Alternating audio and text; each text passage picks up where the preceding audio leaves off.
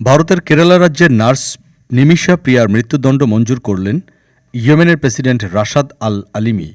7 বছর ইয়েমেনের জেলে বন্দী নিমিশা ইয়েমেনি নাগরিক তালাল আব্দো মাহদির হত্যার দায়ে 2017 সাল থেকে কারাগারে রয়েছেন ভারতের ওই নার্স।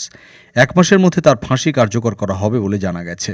নিমিশা প্রিয়া কেরালার পালাক্কাদ জেলার একজন নার্স। তার নার্সিং প্রশিক্ষণ কার্যক্রম শেষ করার পর সংসারের পাশে দাঁড়াতে তিনি 2008 সালে ইয়েমেনে চলে যান। তিনি প্রথমে ইয়েমেনের বেশ কয়েকটি হাসপাতালে কাজ করেন, তারপর নিজের ক্লিনিক খোলার সিদ্ধান্ত নেন।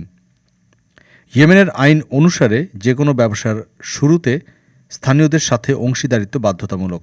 এই কারণে 2014 সালে প্রিয়াকে ইয়েমেনের নাগরিক তালাল আব্দো মাহদির সাথে ক্লিনিক শুরু করতে মাহদি তাকে সাহায্য করার প্রতিশ্রুতি দিয়েছিলেন। তবে বনিবনা না হওয়ায় তালালের সাথে প্রিয়া ব্যবসায়িক সম্পর্ক ছিন্ন করেন। পরে তালাল ক্ষোভে প্রিয়ার পাসপোর্ট আটকে দেন। এরপরে প্রিয়া মাহদির বিরুদ্ধে একটি অভিযোগ দায়ের করলে তালাল মাহদিকে 2016 সালে গ্রেফতার করা হয়। পরে অবশ্য তাকে মুক্তিও দেয়া হয়।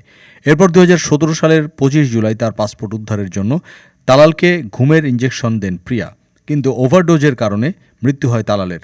2018 সালে প্রিয়াকে দোষী সাব্যস্ত করে ইয়েমেনের আদালত। মেয়েকে বাঁচানোর জন্য সব রকম চেষ্টা করেন নিমিশার মা প্রেমা কুমারী। আইনজীবীর ব্যবস্থা করে দেয় ভারতের বিদেশ মন্ত্রক, কিন্তু গত বছর প্রিয়া নিমিশার সাজা মওকুফের শেষ আবেদনও খারিজ হয়ে যায় সেদেশের সুপ্রিম কোর্টে। চলতি বছরের শুরুতে ইয়েমেনের রাজধানী সানায় পৌঁছেছিলেন প্রিয়ার মা। শত চেষ্টা করেও প্রিয়াকে আর বাঁচাতে পারছে না তার মা ও ভারত সরকার।